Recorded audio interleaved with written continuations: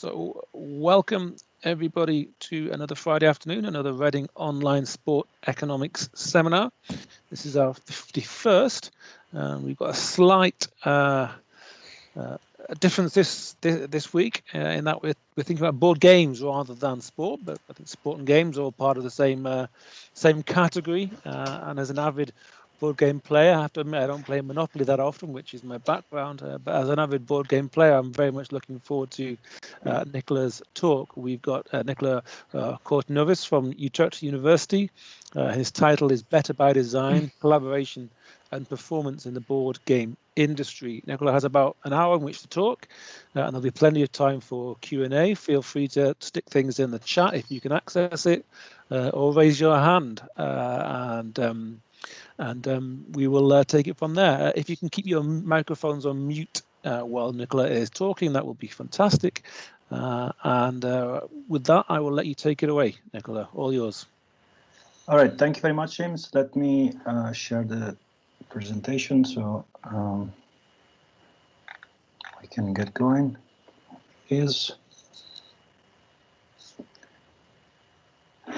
You should be able to see it, right? Yep, got it. Okay, awesome. Yeah, since it's on PDF, I actually don't see if someone raised hands, but probably. But in case, feel free to interrupt. Thank you very much, James, for the invitation and for the introduction. As you said, I'm Nicola Cortinovis, and I'm today presenting this joint work with Frank van der Wouden. He is, he's Dutch, but he's based in Hong Kong. And indeed, it's maybe a bit of a difference compared to the usual Roses seminar. We're going to talk about the board game industry. And I think that there has been some papers recently coming out studying the board game industry and actually using data fairly similar to the one we are going to use and I'm going to talk about. But to try to give you a bit intuition of what we want to do with this paper, I thought, okay, this is a sport economics audience, so let's try to find a suitable example. And I apologize for the screenshot to be in Italian, but I can translate it for you. The guy in the picture is a young midfield player in the Juventus squad. His name is Gianluca Frabotta, and in an interview to one of the main sport news outlets in Italy, he said that, my story with Juventus is only at the beginning. At Juventus, I'm learning a lot. And he was asked explicitly about, how's playing with Cristiano Ronaldo. And he said, it's great. I observe him a lot in order to try to learn new things, and I always ask him for advice. So that's what the title essentially said. And this, in a sense, it's a good example for what we try to do in this paper, which is trying to answer the research question that is reported there below. So whether working with someone who has greater past performance compared to us, so we are Frabotta and the person we work with is Cristiano Ronaldo, does this help us getting better in terms of our own performance? And this example, it's obviously from a very specific setting, but the idea of looking at teams and team composition as a possible factor explaining the individual performance is something which is not new. And because of the increasing use and the increasing trend in using team and teamwork across a number of domains, we think it's a pretty relevant question. So we, both Frank and I are, I'm more of a regional economist. Frank works a lot on patents, so it's more on innovation. But in the literature that we usually look at, teams are quite widely studied, and especially in terms of innovation, as I was mentioning. And the idea of, the explanation why teams are becoming so much used throughout many domains is, and especially in innovative one, has to do with two main problems. On the one hand, what is called the burden of knowledge, the problem of burden of knowledge, which essentially refers to the fact that as an individual, you're not able to have enough knowledge to innovate by yourself. So teams or working in teams, working with other come as handy for combining knowledge. And the second problem instead is the fact that innovation often comes from knowledge recombination. So also for that, being able to work with others with different knowledge, different knowledge assets is of great help. So what we try to do with this paper, in a sense, is to look at board games as a sort of, in a way that sometimes patents are looked at. But we think that the board game industry has actually some pretty interesting characteristics and features which can be quite informative. And the first one, I'm going to discuss this in a bit more detail afterwards, but just to give you the idea, we think that one of the great aspects of board games is that by that, let's say the quality, the value of the final product as a board game is very, very much dependent on the quality of the idea. So these are, and by this I mean that other factors like capital investment, which may be very relevant in other industries, if you think of a movie industry or even in scientific collaboration, those type of capital investment don't matter that much. All what you need for designing a board game is a good idea, and that means that looking at board game designer allow us to check to study how this how the functioning of the team helps with developing good ideas. Collaboration, it's also relatively frequent in the board game industry, so that's great. And but also one of the important sides or important aspects of the board game industry is that collaboration is often happening in a way that is not really hierarchical. So in the scientific community, sometimes if you're a PhD student, you're almost obliged to have your PhD supervisor as a co-author in a paper, regardless of how much he or she contributed to it. And that's because of the hierarchical structure in which this collaboration is set. Whereas in the board game industry, this doesn't really happen, and collaboration can happen more freely. Everyone probably knows Monopoly and Cluedo and some of these games, but actually there is a great variety of products in terms of board games. So that's also give us a nice way to try to capture different dynamics of this knowledge sharing and idea creation and the impact of this on the performance. There is also a lot of innovation. If for instance, you go on Kickstarter now, which is this crowdfunding platform, you see that there are a increasing variety of board games that use apps, use electronic components for making the whole experience more interesting. So what we do in this paper essentially is to study the performance of individual designers in relation to the characteristics of the team. And our main focus is on the quality, as the Frabot example hopefully conveyed. And this is just a quick snapshot of the results that we find. So on the horizontal axis here, you see the difference in the quality between the team members. So our focal designer is designer X. And on the horizontal axis, you see the difference in the previous performance of the collaborator, designer Y, and designer X. So if you have a very positive value for this number, it means that you're working with someone who tends to be much better than you. And on the vertical axis, instead you see the difference between the current game that the two designers are working on, how it's rated. The difference between the rating of the current game and the previous performance of designer X. And we see that there is this positive relation suggesting already that if you work with someone better, you tend to design a better game. So these are a quick snapshot of indeed what we find. We find that if you work with someone better, your chances of becoming better increase.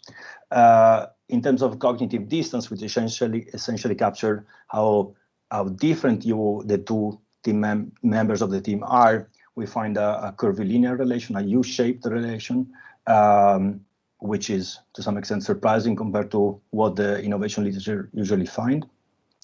We also look at the status of the difference in the status between the team members and the different level of experience, but we don't find much of an effect in those respects. So this this was just a quick overview, and this is the structure of the presentation. I'm going to be very quick in terms of like the conceptual framework and so on, and focus more on the empirics, because after all, this is actually an empirical paper. Nicola, can I ask a question? Yeah, sure. So how do you measure quality before I lose you? So start my chain of thoughts, and that's thinking about what is quality. So quality is measured through the ratings that users give to the board games. So let's say that you're an enthusiastic player of Monopoly, you like it a lot, and on this website that we have web scraped, you put the score between 0 and 10 on Monopoly. So we have hundreds of users who have rated the games, and we use that as a proxy for the quality of the product. But is it then measured, say, within a certain period after the game appeared, or what is it? Because I can imagine that the popularity of a game increases over time, or it's just a blip. It's only that temporary. No, so you can, on the website, you can rate the game at any time. So even a game which has just been out, just published, or one which was published 100 years ago. So we cannot constrain the time window, let's say, with which users provide their evaluations. But we try to account for that, because we know when the games was published, or by including some kind of time fix effects, we are able to control for the fact that certain games have been published more recently compared to others. Okay, thank you. So the research on teams and performance has there is obviously a lot of literature on this, and the main takeaway is that usually collaboration and working in teams is associated with greater performance. So a higher level of output, greater productivity, greater level of better innovation or inventiveness, better problem solving, and so on. The contribution in the literature have to try to figure out why teams seems to work better, or even what is the advantage that teams provide. I've mostly look at the structure and the composition of teams, with also in this case finding that teams which are more diverse in terms of experience, knowledge, assets, geographical location, ethnicity, and so on, tend to in general perform better compared to teams which are more homogeneous. And in that sense, that's one of the key reason why this the literature argue that teams are useful for solving these knowledge recombination and knowledge burden problems. Obviously, there are depending on the specific context we are looking at, there are a number of mechanisms that can explain why team and performance are associated one with the other. In the innovation literature, obviously there is we talked a lot about learning effects. So there is a working paper by Akjit and others in which they look at European inventors, and what they find is that if an inventor interacts with an inventor whose past performance was better, than to learn from it. Same for Ayub et al., which however focus on collaboration among Swiss scientists. So learning effects are one potentially important mechanism. Status, network resources that a prominent scholar can or a prominent designer in our case can leverage are also important aspect. Azoulay and so on find that if you publish with a very prestigious scholar, you tend to get more citations, and this is usually this can be explained indeed with the higher status of your collaborator.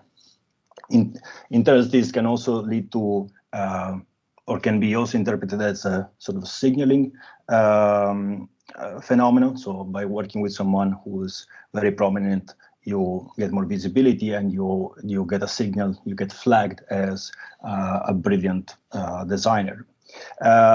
Well, in the sports economics, but also in the labor economics literature, there is also a lot of talking about productivity spillover. So the famous paper by Archidiakono on basketball players, for instance, as a sort of pure externality that can lead to better performance when working in teams. All right. So in this our specific context, however, we try to focus on 4 characteristics. I mean, we develop some sort of hypothesis. I mean, some hypotheses for 2 of them, but we keep an eye, let's say, on 2 more. And the first one, as I mentioned before, is the quality of the team member, with the idea that by working with someone who's better, you either get a stronger motivation to work harder, as in the paper by Mas and Moretti, for instance. But since the board game industry is actually not really based on repetitive tasks, but rather more creative, intensive efforts, learning opportunities are likely to be spurred by working with someone with a better track record.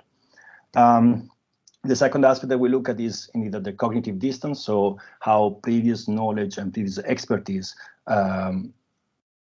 foster the possibility of being exposed to new knowledge and then to learn from it. So this is something which it's fairly commonly expected in the innovation literature, or often popping up, let's say. And the other 2, for which we don't really have a clear hypothesis, are status and experience, with the idea that status, as I was mentioning, the example in the paper by Azoulay et al. Well, by working with someone with a high status, you tend to benefit from that, even though we can also think of cases in which this has actually the opposing effect. There is this very interesting paper on organization science published last year, looking at emerging musical bands and showing that if one of these emerging bands play with a big band, the chances of actually the emerging one not being so successful afterwards is actually increases. And experience also can have a positive effect, since by experience it means that your collaborator may have a larger stock of knowledge that as a team you can rely upon. On the other hand, experience and status sometimes introduce some kind of power dynamics which may constrain or lock in the functioning of the team based on what the most powerful agent in the team wants. So this just like to give you a bit of background in terms of what conceptually are we going to look at. And as I mentioned before, and now instead I'm going to talk about more the board game industry per se. And as I mentioned, there have been a couple of papers coming up, recently published, Pollock et al. And Waxen-Veldres, and who look actually use almost our same data. So before I mentioned the fact that the idea behind the board game is the most important aspect of the quality of the game. And this quote that you see comes from a book by 2 board game designers, and they, as they say, like, games are magic, and part of the magic is that anyone can make them. You don't need to be qualified in any sort of way. You don't need to be an engineer. Anyone can design a game. All you need is an idea. And they actually go further, saying all you need is an idea and just some pebbles and sticks to see how the idea play out. So the main point of this is just to say that the setting that we are looking at is very peculiar, because the value of the game is essentially based on the quality of the idea that these people working together get. And this is, an advantage compared to other settings. As I mentioned, there have been a number of different products the differences between the board games come from from two, let's say, main sources. One, the type of mechanics a game is based upon. So you can think of Monopoly, in which you have to roll a die and move your people around the board, or you have to pick cards. But there are also games in which you have to manage the resources that you have, or pool together resources with the other players, and so on and so forth. So the mechanics, and that's a fairly standard way to categorize games, because they are laid out in rules, and you can connect relatively easily the rules to the specific mechanic. There are also a thematic aspect, which in the new version of the paper we don't really exploit, but you can think of Monopoly as an economic, a game based on economic reasoning. So the theme would be the same as, let's say, Settlers of Catan, which is one of the favorite of James, from what I recall, and which also has an economic, it's based on economic reasoning, but the themes are completely different. Another reason why the board game industry is very interesting is that it's very dynamic and highly creative. And here you see, one of the many articles that if you just browse on the web, you would find about the fact that board games are making a comeback. And it's not very much feasible, but in the orange box with the arrow, you see that in the actually that figure pertained to the US in 2016, but in that year in the US, the sales of board games went up by 28%. So extremely performing industry in those respects. But also, if we look in terms of the board games which are designed every year and published every year, here you see the distribution. So you see this is only the games from, let's say, the late 19th century onwards, and you see that in the last 30 to 50 years, there's really been like an explosion in the game that every year are published, now reaching almost 70,000. So the 2020 data is not the most updated, because obviously we downloaded it last year, so it was not a complete year. But it gives you a feeling about how dynamic the industry is. So if we, what I wanted to show you is also, that, for instance, this BGG is not a board game, is the board game portal that we use, Board Game Geek, that we use as data source, that has been created in 2000 actually, but who gathers information on even game before that. And it is by far the most used portal for board game enthusiasts. All right, so if this maybe answers a bit the question of Jan before. We see that if we look at the ratings of games over time, this is actually whereas the previous figure was based on the total population of game censoring for the time, so just looking at the last 100 years or more. This one instead is based on the sample of board games that we have downloaded, and those are the top 10,000 board games that were listed on the and sorted by rating. So the top 10,000 board games. And if we look at that, we see that over time there is indeed not only the dots become denser over time, so more games published in the last 20 years, but also there is a clear trend for more recent games to be evaluated better. So we are aware of this, and we control for this by including time fixed effects in our models. How about team size? Well, whereas in the past, let's say in the innovation, in innovative domains and in patenting, normally you see teams even quite big. This is not really the case for the board game industry, where by far the most recurrent size of teams is one, so a single author game, with games designed by two designers being by far the second most popular, whereas those with the more than 2 are relatively scarce. This was just to give you a bit the overview about, well, the kind of data that we have, how they, based on our data, the industry looks like. But well, it would also be nice to know whether designers perceive working a team as something positive. And since there was not much literature on the board game industry per se, what I had to do is like to try to find some of these references. And I found an old online games journal, which I think the website is called thegamesjournal.com or something like that, which yeah, it looks quite vintage nowadays, because yeah, it was one of the first online community for board game designers.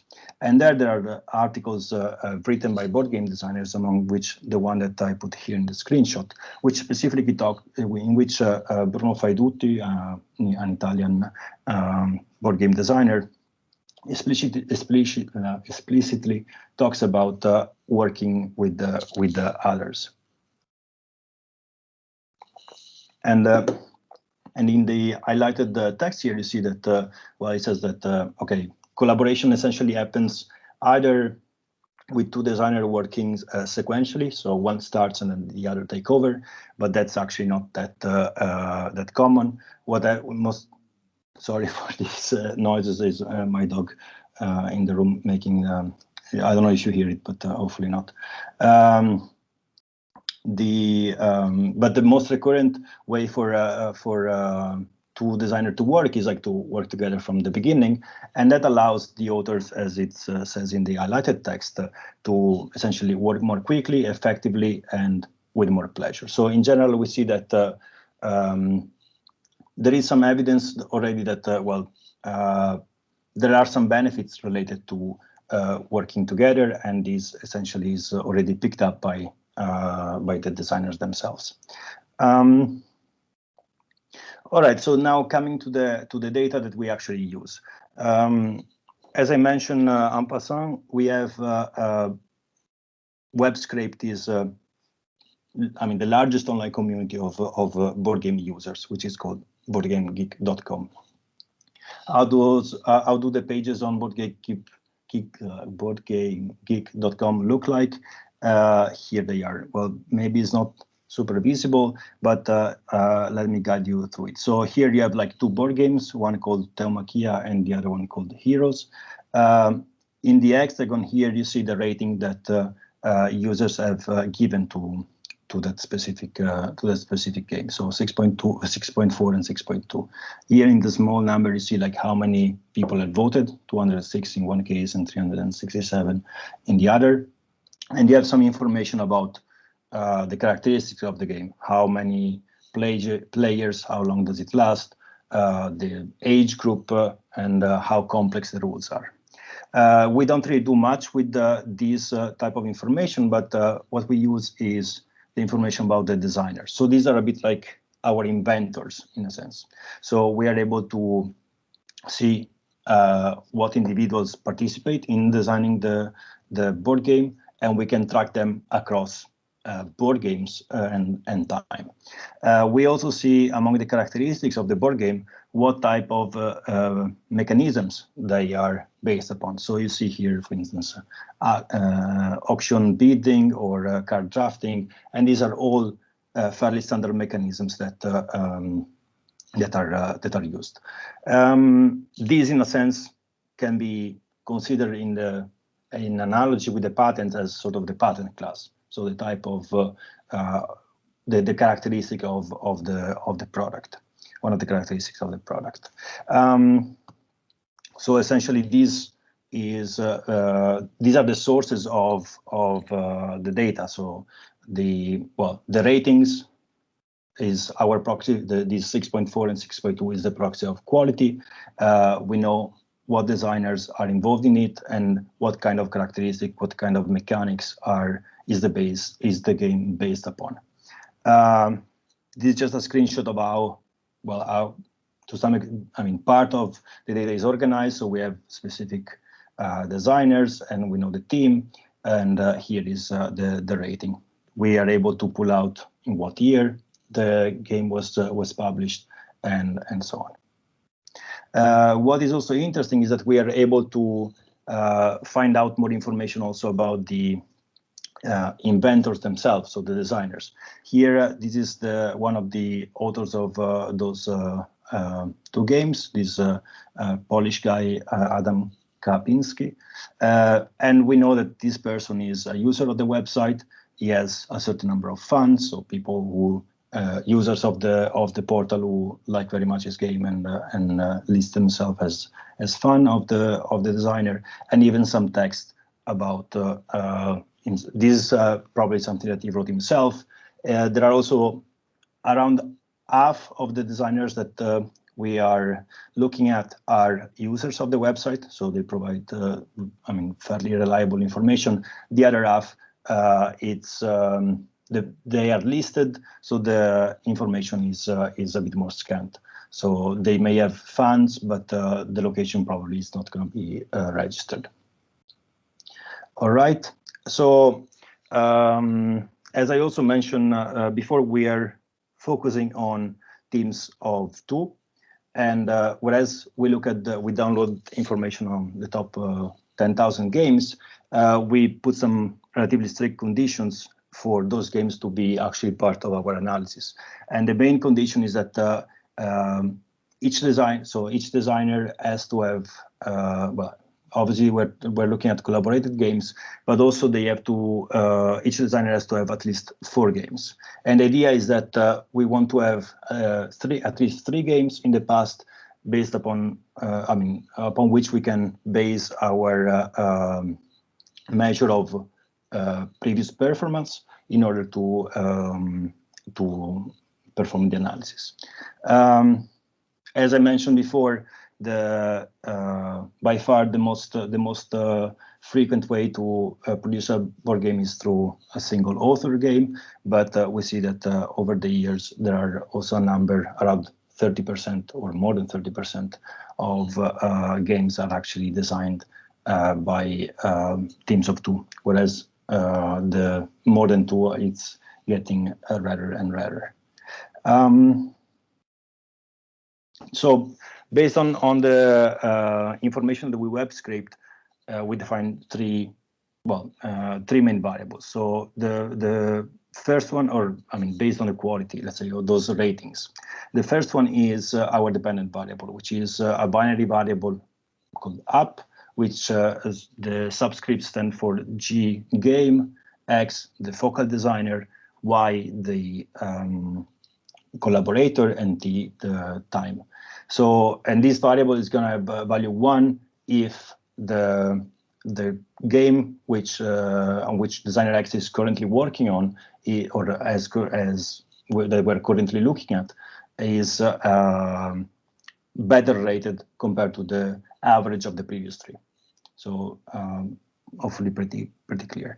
And we use the information about ratings also to define 2 of our explanatory variables. So the first one is what I showed you before in the scatter plot. So the difference between the previous rating of designer Y and designer X. So, and this is the variable diff previous ratings, and which it's one of our measures to capture the quality of the team members. And the other one is simply a binary version of the same, in which if the designer X is collaborating with someone with a better past performance, takes value 1 and 0 otherwise. All right, so based on the mechanics, you remember the auction or card drafting and so on, we also defined we defined the cognitive distance within the team. So this essentially is we look at so whereas the measure that I just discussed change on at the game level, so every game, obviously, the 3 past games is a moving average. So if you produce an extra game, we look at the last 3 games only. this Yakar distance measure changes at the time level. So what we do essentially, for every year and for every designer, we look at what mechanics have he or she included in his or her games, and then we compare those to the one of the collaborators, with the idea that if you have up to this year you have always worked on the same mechanics as your collaborator, so the intersection between the two sets is actually the same as the whole pool, so you are exactly the same, and your value of Yakar distance is going to be 0. Whereas if you have worked on always completely different mechanics, you're going to be there is not going to be any overlap, and your Yakar distance is going to be equal to 1. We obviously include some control variables, a dummy for capturing whether the two designers have collaborated before, and the proxy for experience, which we measure as the difference in the number of games which are published by each designer, so that have been published before, and a difference in status, in which we look at the number of awards that each designer has received. These are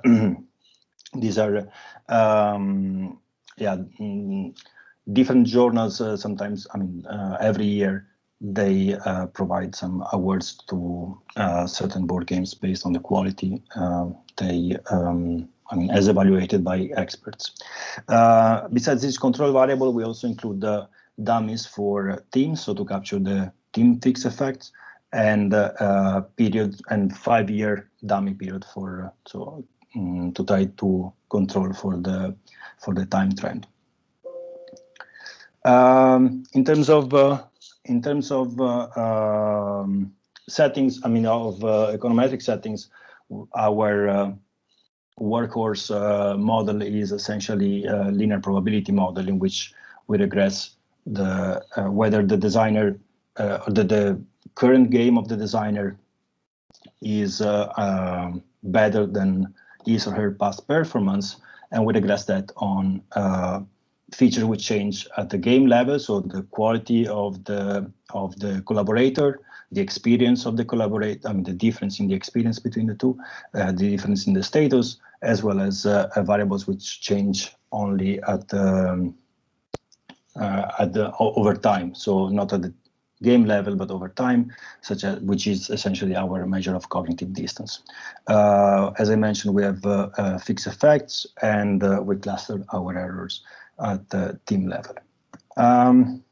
So in terms of identification, obviously, we are running into a couple of issues. So first, the fact that, as to some extent also Jan was pointing at before, these distributions are, we are just taking them from the web. It's, they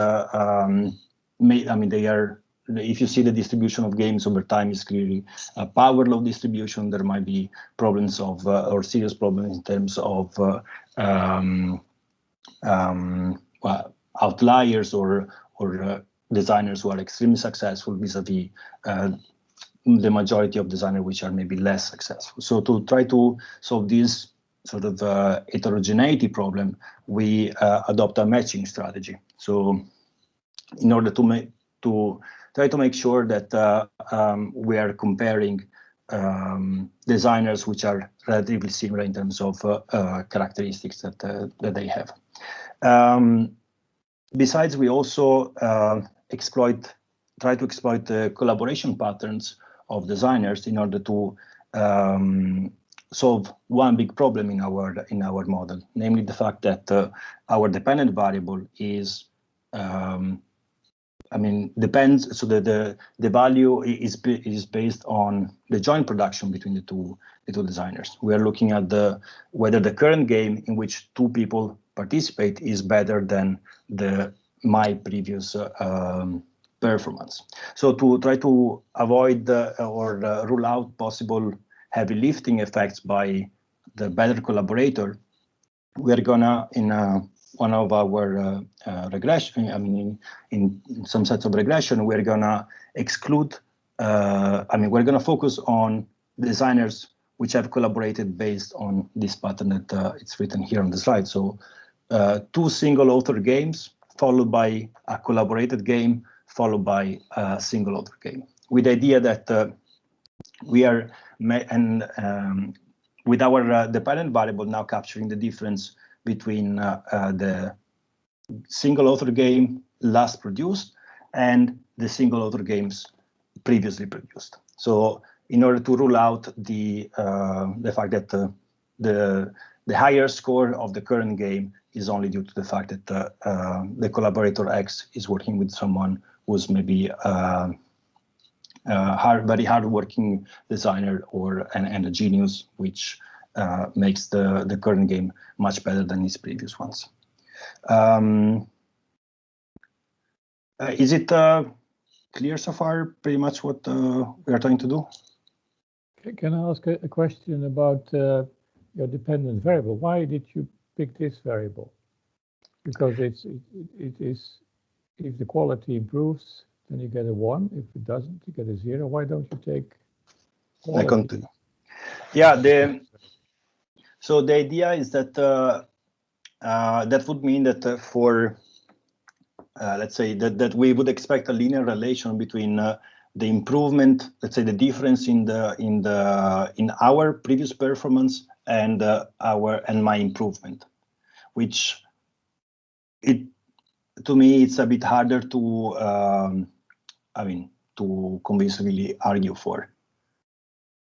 It means that for every 0.1 of difference in our previous ratings, I will normally get up. I mean, my current game is going to get better by that specific amount, which considering the variety of settings, to me is a bit less convincing.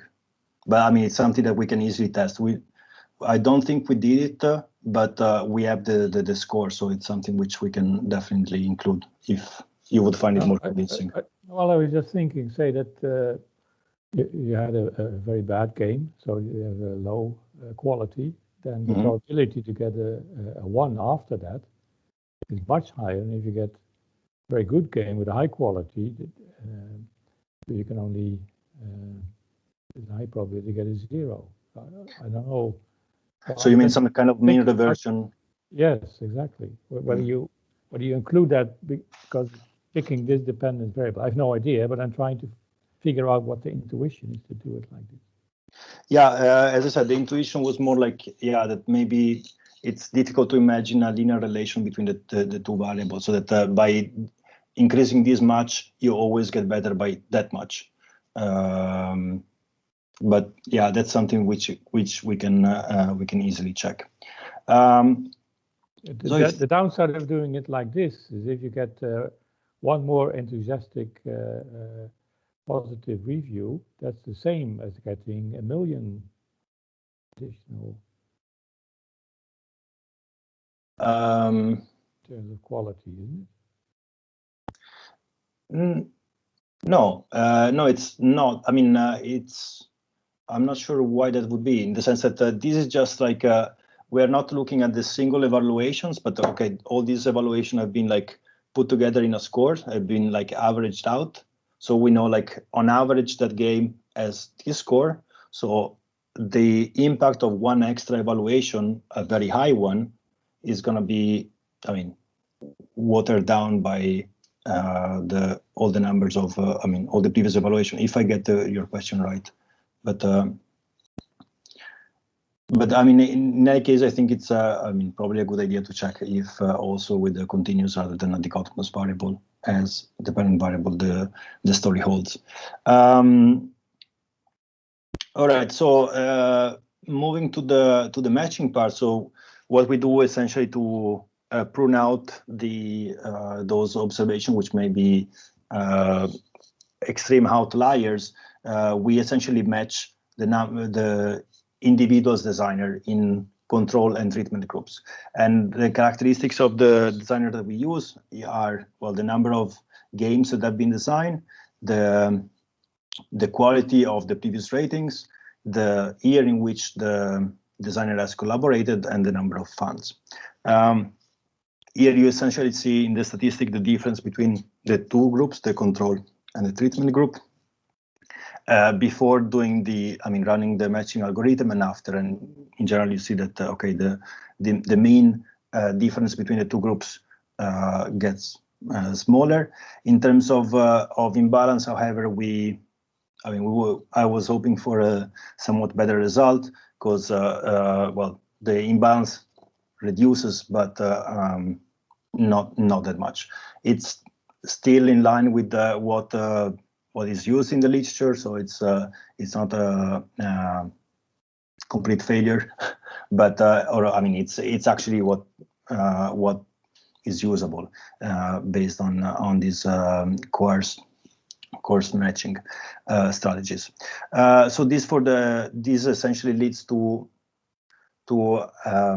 our sample, which before was made up of roughly 1,100 games, to the match sample, which is around 850. And in terms of the collaboration pattern, as I explained before, we are trying to exploit this specific collaboration in order to avoid capturing possible heavy lifting effects.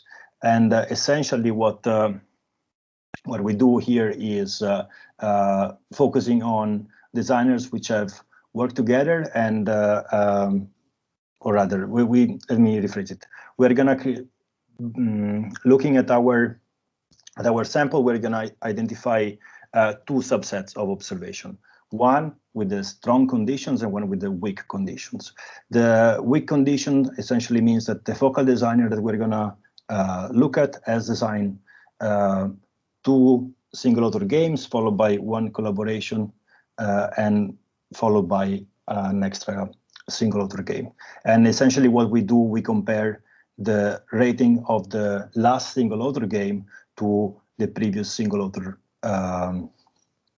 games to see whether she improved or not, and whether the probability of improving is somehow related to having worked with a collaborator which has a better past performance.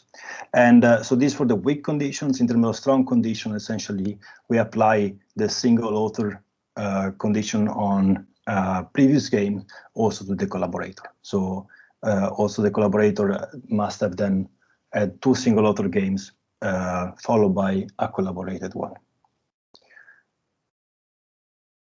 So this is some descriptives, and well, we see essentially that these descriptives focus on or consider our matched sample. So it's 850, as I was mentioning, in which about 60% of observations see an improvement, and in the rating. So 60% of the designers seem to improve.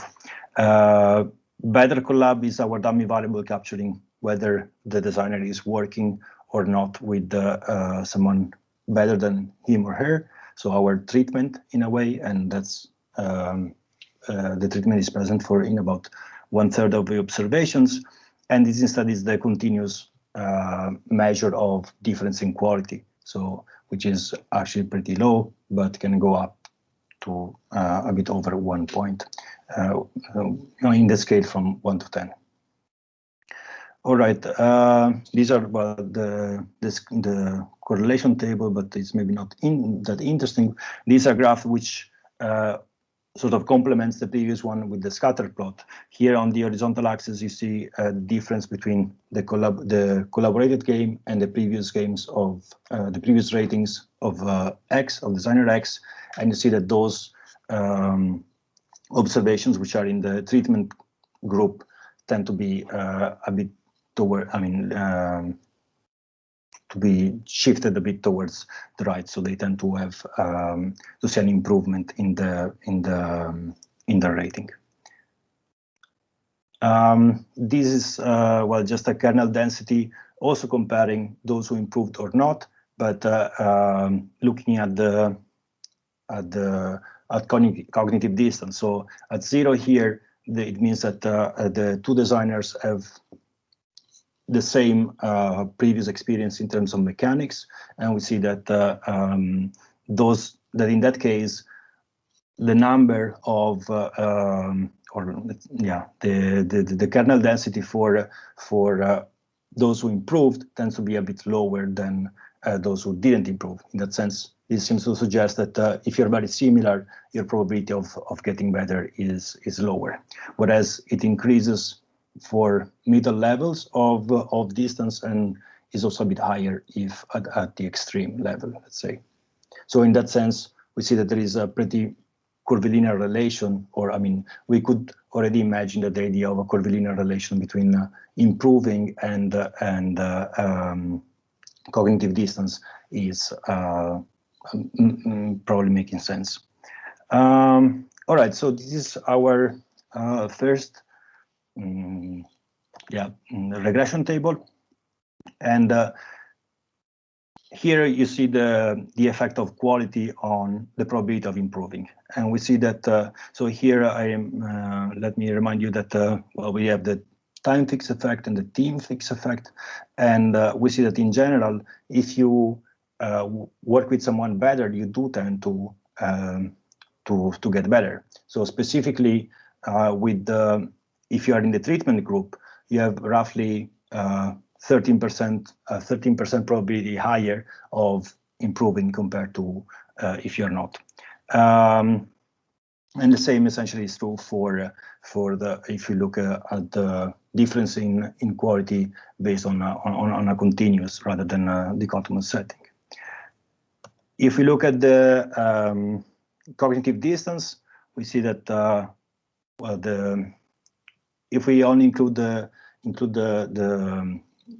one term is distance is actually tend to reduce the probability of improving. However, it does so in a curvilinear way. So if you are so at the end, actually, this coefficient suggests that there is a U-shaped relation between the two. So your probability of improving is relatively higher if you are either very similar or very different. Whereas for the middle ground, that essentially reduces your probability of improving. We also explore some possible interaction effect between whether you are working with someone who's better than you and also having a higher status, and we don't find much of an effect. And the same in terms of whether you work with someone who's has more experience in terms of published game, and how that plays out together with the cognitive distance, with the idea that maybe if you work with someone who's expert, and it's easier to combine together different differences in the higher cognitive distances, let's say. So far it seems that indeed the quality, if you work with someone better, you tend to get better. The same. What happened here? The same is true for the two subsamples, the one in which we exploit the specific pattern of collaborations between the two, to identify the effect without the possible heavy lifting effect of the collaborator, and we see that actually the results for quality remain the same. We don't find any effect in terms of the cognitive distance anymore. And also something that maybe I forgot, I definitely forgot to mention, is that the team fix effect now, since we only have a much lower number of observations, before we had around 700, and now we only have 30 or 80, we cannot really include the team fix effect, because for obvious reasons there is not enough observation to correctly estimate those. I'm not sure what's happening here. Maybe I apologize for that. Let me see if it's something that I can solve on the fly. Maybe just I'm going to unshare and reshare the presentation. Sorry for this. Actually, wait, let me rebuild the PDF very quickly. One of the benefits of online presentations. Yeah, I'm not sure why I didn't compile it completely, but let's see. In the meanwhile, if there are questions, I mean, I was towards the end of the presentation anyway, so you can take this little break to think about possible questions, and in the meanwhile, LaTeX is running. Again, my most sincere apology for this. I'm not sure what went wrong. That's typical for using tech, right? Yeah. Never quite sure exactly what's gone wrong, but spend hours trying to find the bug.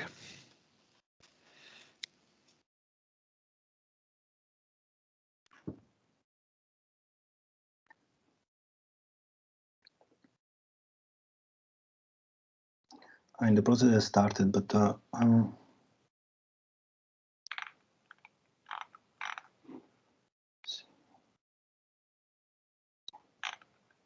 yeah, it's very strange because I do see it now. That's correct.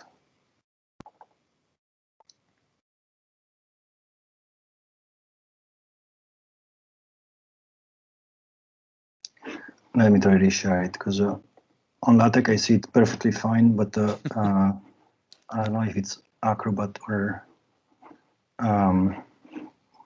is it?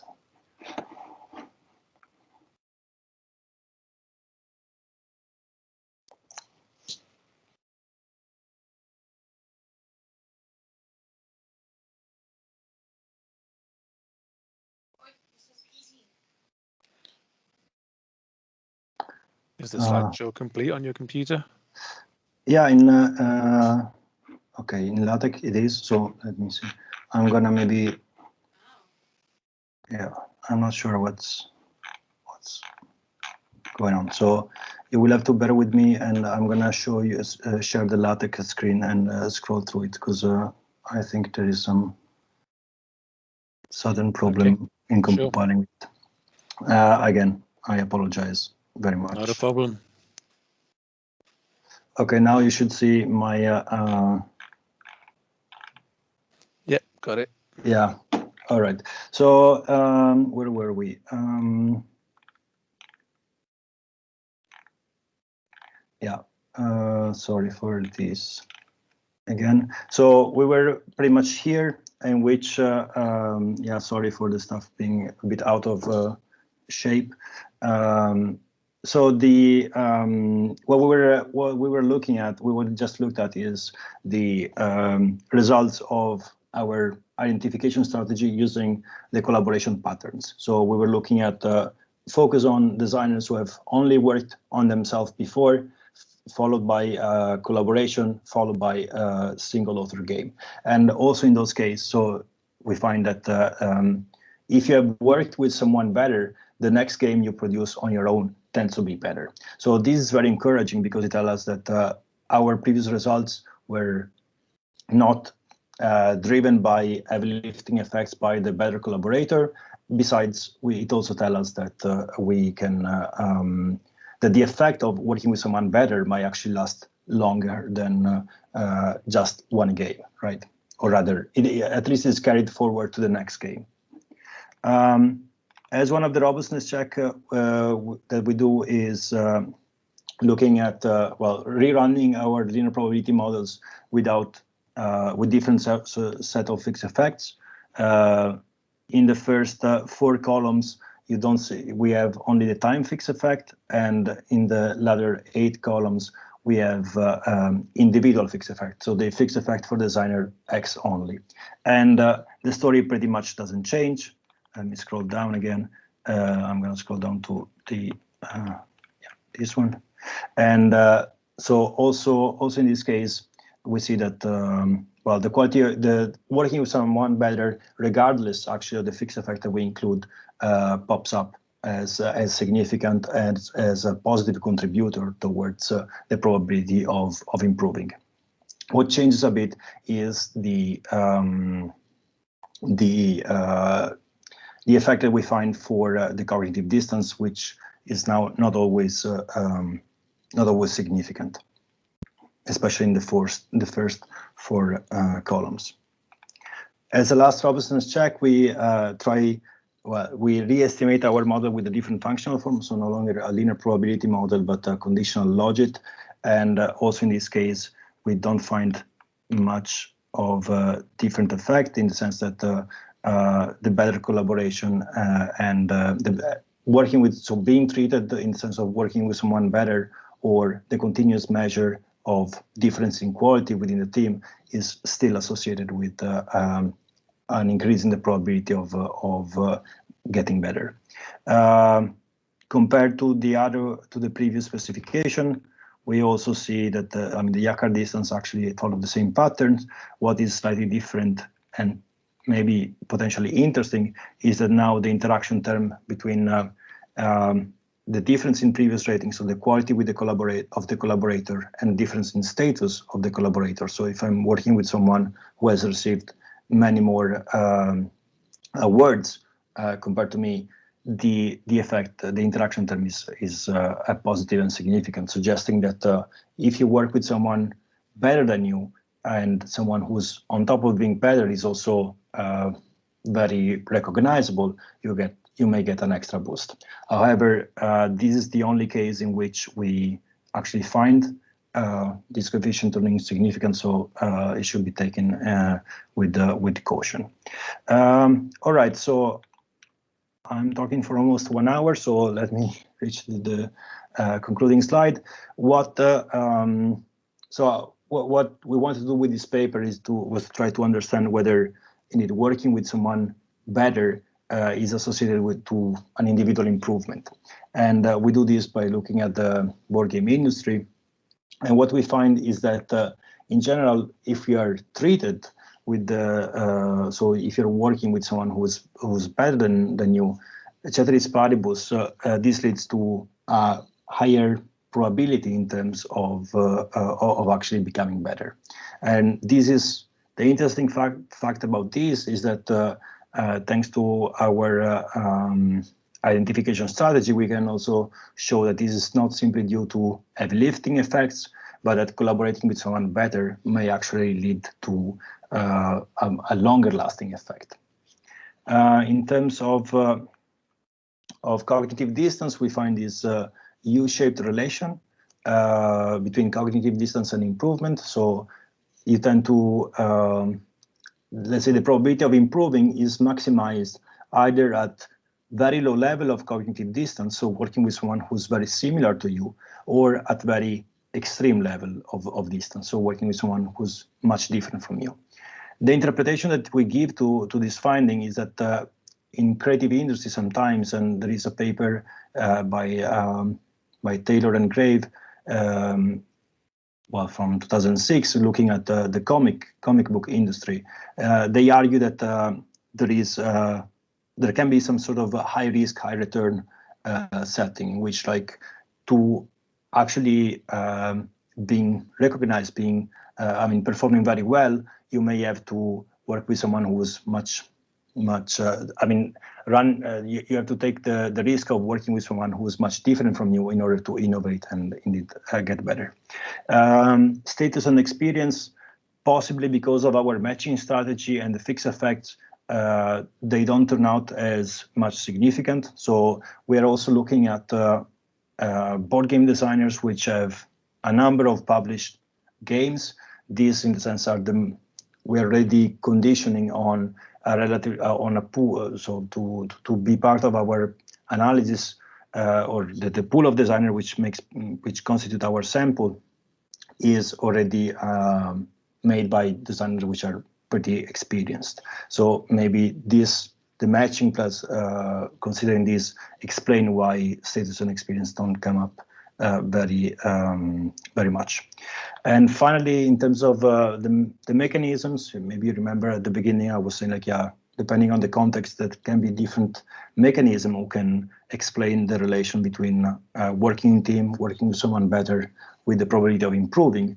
Well, we're not obviously able to pin it down very clear, very strongly, but we can probably exclude status and experience as drivers. We can exclude heavy lifting effects. So all in all, we are I find that the most convincing explanation may be some sort of learning effect, especially considering that we find that working with someone better has an effect also on the next game that you're going to produce on your own. So which would indeed suggest for some indication of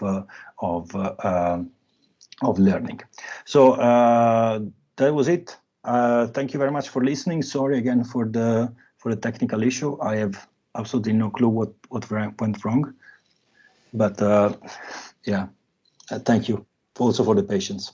Thank you, Nicola. Not to worry about the technical hitch. These things happen, and it's always impossible to sort them out on the fly. So thank you for having a workaround for your presentation. We've got time for questions and comments. If anyone wants to say anything, please do raise your hand.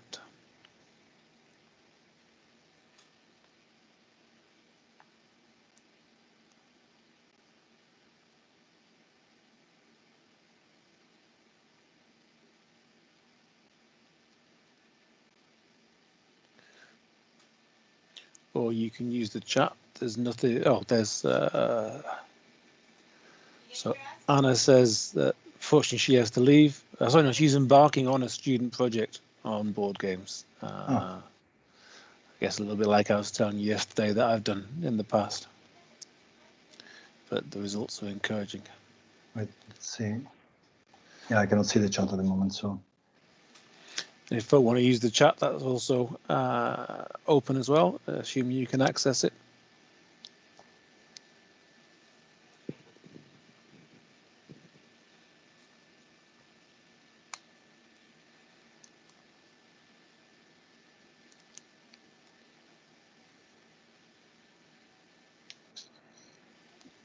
It seems like it must have been the complete presentation then. No questions or comments at the moment. Alex says, if your outcome compares games to the average of the past 3, how do you consider new entrants to the industry? Could a lot of the learning effects take place then?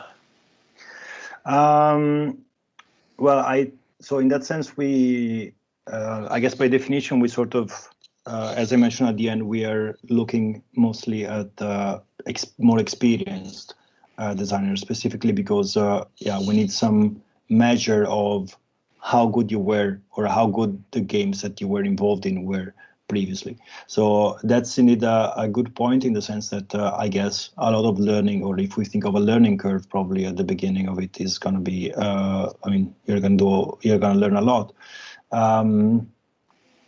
But yeah, so that's indeed something which we cannot, I mean, we don't currently capture. And it's just the first game after the collaboration that you're comparing to the two before, is that right? Yeah, yes. Have you varied that much to look at the one before, the one after combinations of that? Or? So the one before, so you mean like if instead of looking to the next game, I mean, so we look at currently at the current game, let's say the James and I, we're making a board game together. So we're looking at our game as well as the game that I'm going to do next as a single author. So you mean if we're further look at my second game after? Or yeah, or just looking, I mean, you said you compared the 2 before and the 1 after. I was wondering if it would make a difference if you compared the single game before the collaboration with the single game okay. after. Yeah, no, that that we didn't. So that can be indeed something also good. Also, yeah, to maybe try to get an increasing number of observations for our kind of identification, so that we can, yeah, address it more. I mean, be more sure about what we find.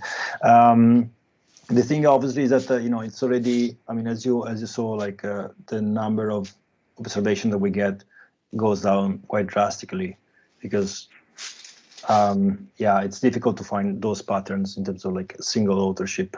So that's the limitation of, I mean, that's one problem. So for instance, looking at the next one after, so I'm not sure how many observation we would have.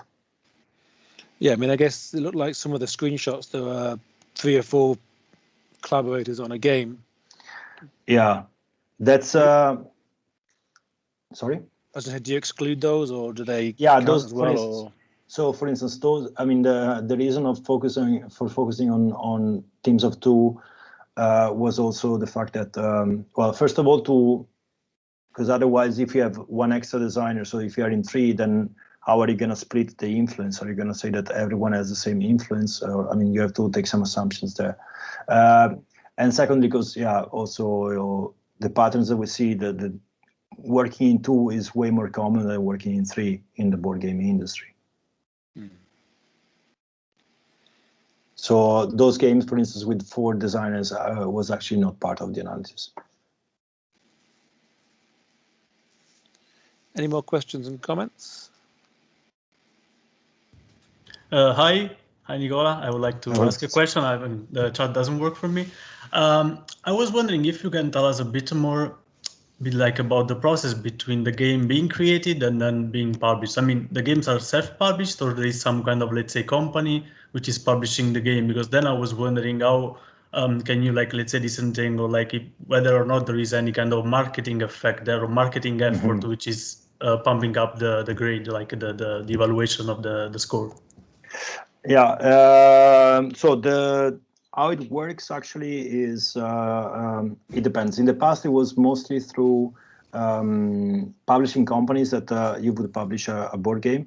Nowadays, with these crowdfunding platforms like Indigala or Kickstarter and so on, they are, let's say, independent publishers are, I mean, or like you can self-publish a board game much more easily. That's indeed one thing that we don't really control for, mostly because it's pretty difficult, because especially the most successful games are published by, you know, they may have different publisher across different countries. So it's difficult to find a way to actually make sure that somehow you control for that. Maybe one way would be like, yeah, to control for like the number of publishing houses that are, you know, that have published that game, because indeed that could be something which give a lot of visibility or a lot of marketing expenditures on the game, and make it more visible and then more voted for, and possibly, you know, giving higher ratings. So that's indeed something which we should do. Thanks for the suggestion, Francesco. Yeah, and then I have another question about the data, because like it was not super clear to me whether or not you have, like, let's say, information like at individual level about the creator himself, like, I don't know, the age or something like that, because I think it would be interesting to explore a bit more like the individual characteristics. So if there is also some, you know, effect of the age, of the nationality, and if they sort on this kind of characteristics as well. So age, we don't have it, and yeah, so that's that. We simply don't have it. On the other hand, yeah, so I guess that for instance, having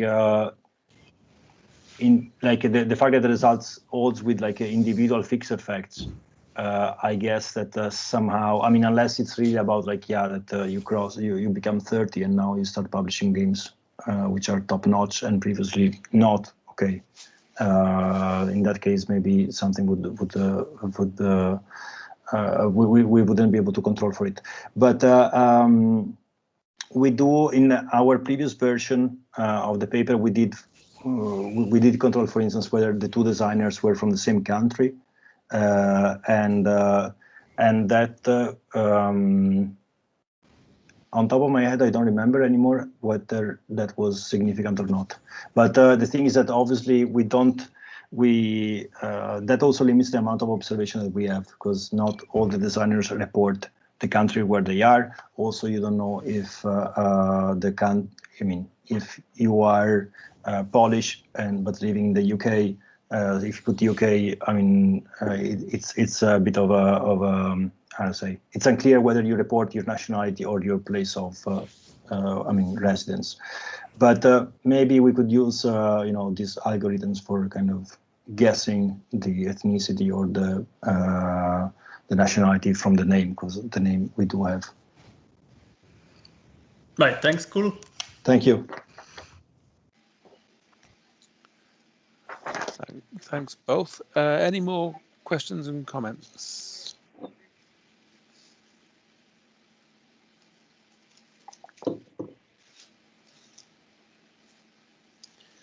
I presume the ratings that guys give on the Board Games Geek website could be from anywhere, couldn't they? But you were saying that there's a self-publishing possibility, and the kind of the standard publishers of games. Presumably, of course, also these games are distributed around, I guess, around Europe, around the world, the US. Well, yeah, okay, yeah. So it's hard to say where the most of users are from in those respects. In terms of populations of, yeah, I guess that, yeah, it's probably mostly Western, the Western world in that sense. On the other hand, yeah, it's also the most, the best we can do in the sense of like it is by far the largest online community. So, yeah. But yeah, that's, in a sense, there is a bias in terms of, yeah, where the people are from, and that may affect how they vote. The perception is that over the last 20 or 30 years, so it's been the German industry that's really taken off. Well, I'm not so sure actually, because there has been like a incredible growth in like independent designers all over the Western world, let's say. So and in that sense, like, so both in the US, in the UK, in France, in Italy, you see a lot of board game designers. So it's true, like UK, US, Germany, and Italy are the countries where we see most of board game designers being located. But yeah, we also had Colombia, and also like Poland and Czech Republic. So it's actually quite differentiated, the geography of board game industry. Any more questions or comments?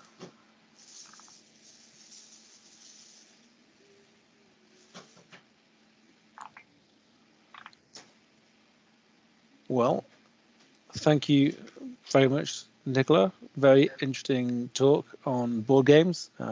Really interesting in terms of the method taken, the data collected, and some really interesting results in terms of collaboration. So thank you very much for your presentation. Thank you, everyone who took part. We are back again next week.